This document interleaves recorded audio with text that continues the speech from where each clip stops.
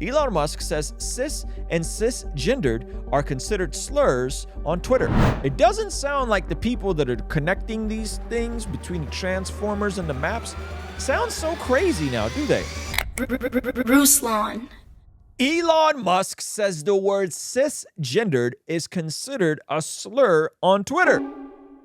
This is a fascinating article. I saw this trending on Twitter. I actually retweeted it, believe it or not. Elon Musk says cis and cisgendered are considered slurs on Twitter. Harry Potter author J.K. Rowling weighs in on the terms. All right, so let me zoom in here. This is a fascinating story.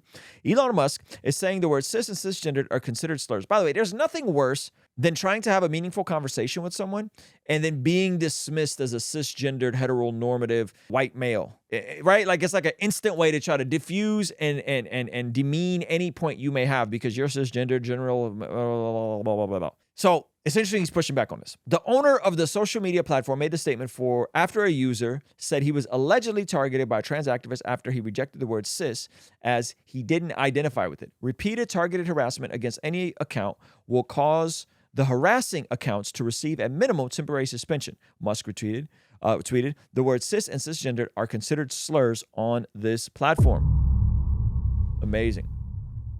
Amazing.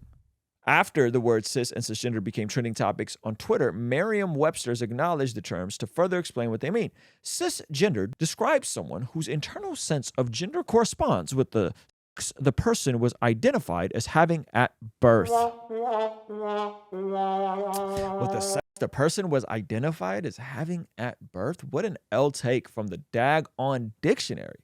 Merriam-Webster also defined slurs as being a word or phrase that is intended to insult or disparage someone. At the moment, cisgendered is not classified as a slur, as variants are overwhelmingly used neutrally. No, it's not. Don't call me cis anything. Don't call me cis anything. Harry Potter author J.K. Rowling weighed in on the term, calling cis an ideological language signifying belief in the unfalsifiable concept of gender identity. I love it. You have a perfect right to believe in unprovable essence that may or may not match the sex body, but the rest of us have a right to disagree and to refuse to adopt your own jargon, she tweeted. Musk replied to Rowling, tweeting, exactly. I love it.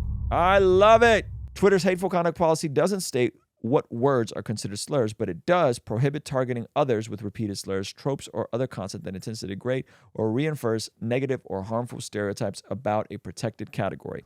So, by the way, I personally strongly dislike that sort of language being used. I think it's often used to dismiss and disqualify people. But check this out. If you want to go down the rabbit hole of this, this is very interesting.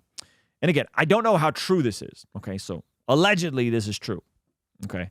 Cis coined by pedo physician.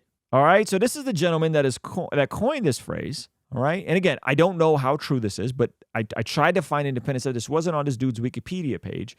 But the term has gained widespread popularity in recent years, largely due to a push from Transformers activists who define the word as the opposite of Transformers. What? Define the opposite. Okay, so there it was. Why do we need a word to define the opposite of what's something that is abnormal? Why do we need a word for that? Isn't Transformers enough of a word to identify with? Why do you got to identify me as the opposite of you? It's really bizarre. However, few users of the term are aware it originated with a German sexologist who also believes that is appropriate. A 1991 publication by Volkmar Sigursch titled Transformers and Nonsomorphic View is credited as the first published instance of the word cisgendered as an antonym to Transformers. He is a physician, sociologist who served as the director of the Institute for something science at the Clinic of Goethe University, Frankfurt. Oh, gosh. You know what this means. The Frankfurt School, this is going to go right down the daggone cultural Marxism thing. It's why these guys all come from Frankfurt? Dang it. All right. Hey, you want to see something kind of crazy? Over 75% of the people that watch this channel are not subscribe. Please consider subscribing and turning your bell notification on so that you don't miss anything we have going here. If you know, you know. But anyway, it is now used to refer to people who are said to have gender identity that matches their. However, the more accurate translation from his zesexual is cissexual, though now referring to either sex organs or sex has been replaced by the vague and subjective term gender. This view also includes controversial opinions on maps. You guys know what maps are, right? Distinguishes between was abuse children as who have the same impulses but do not follow through with them. Is that interesting?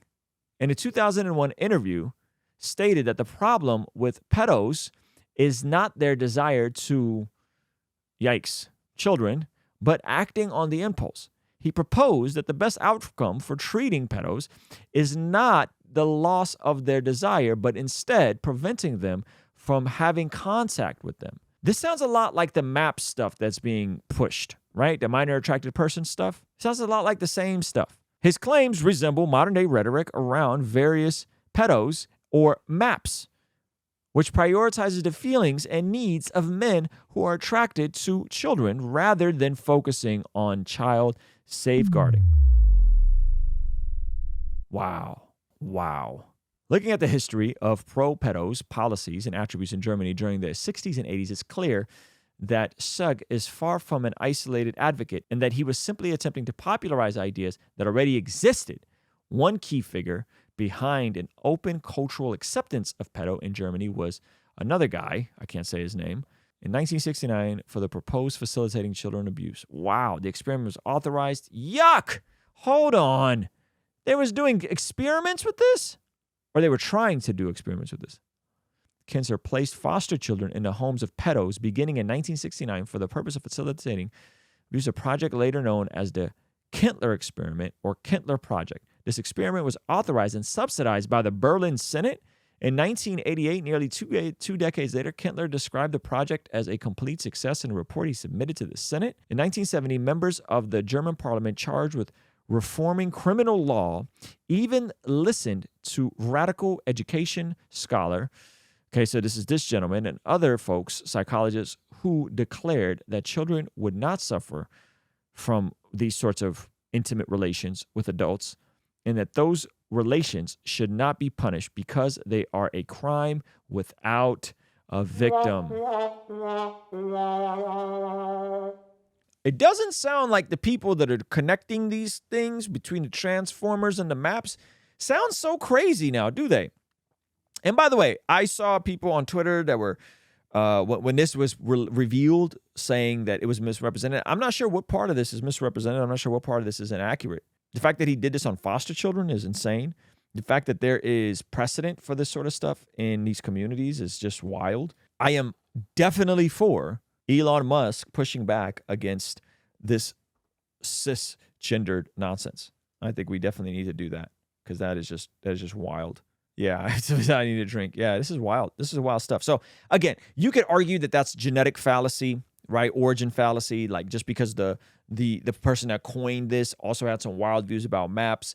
That doesn't necessarily mean that his is the word of it, but I would say that there's a definitely causation correlation to just a mind that's been handed over to utter darkness. You know, that it's just wild. It's just wild.